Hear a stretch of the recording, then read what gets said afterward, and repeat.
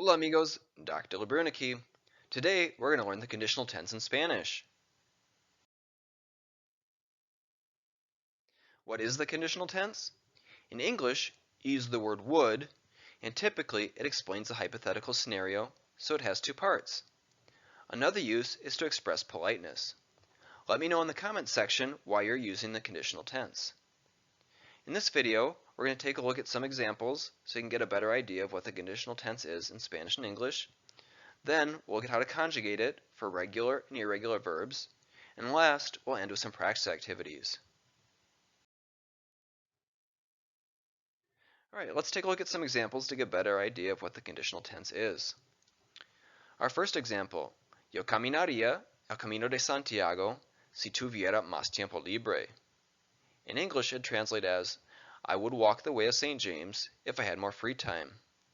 Notice how in English we use the word would along with the verb, but in Spanish you just take the verb and conjugate it so it includes the conditional tense and has that same meaning.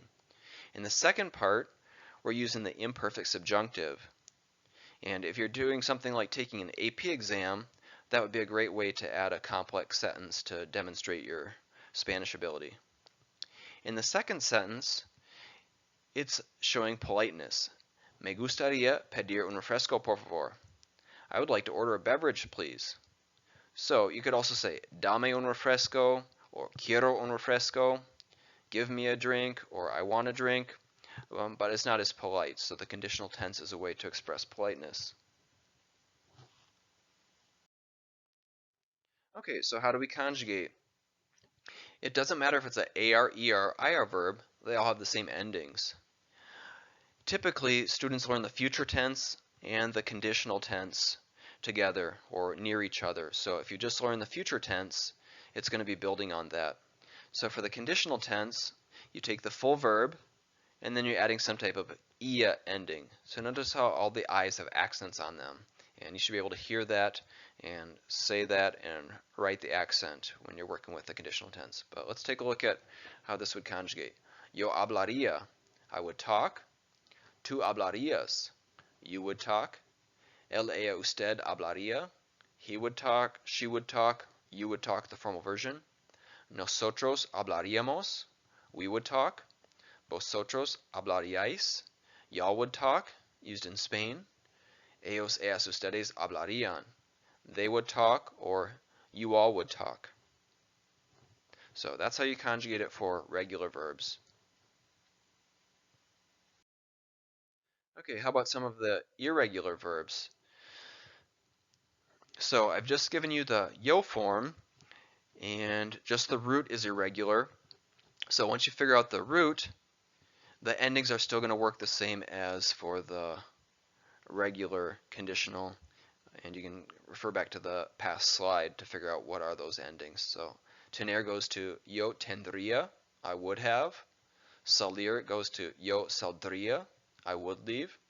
Venir, yo vendría, I would come. Poner, yo pondría, I would put.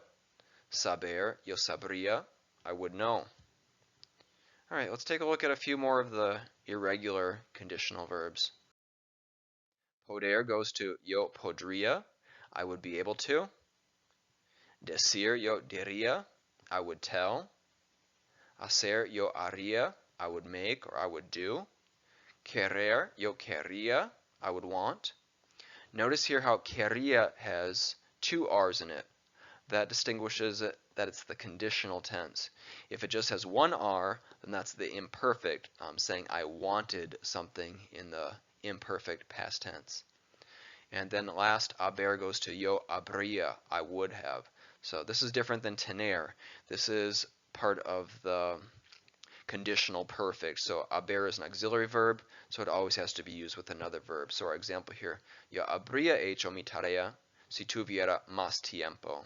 And again, that's the conditional perfect for the first part, and then notice in the second part, tuviera is a form of the imperfect subjunctive. Alright, let's take a look at some practice activities. So, with the conditional, it's a fun way to add some hypothetical writing or speaking prompts, and you can use your imagination to fill in the blank. So let's take a look at the first one. ¿Qué harías si tuvieras más tiempo libre? What would you do if you had more free time? So if you need some time to practice writing or take some time, just hit the pause button and then take as much time as you need and then go on to the next one. Número dos. ¿Qué te gustaría beber? What would you like to drink? Here the conditional tense is being used to express politeness. And the last one, there's a variety of different writing or speaking prompts where you can use your imagination. But the question is, ¿qué harías si fueras invisible, presidente, director, directora, o millonario, o millonaria? So what would you do if you were invisible, the president, the principal, or a millionaire? Again, just hit the pause button, take as much time as you need, and practice writing out these prompts or speaking them.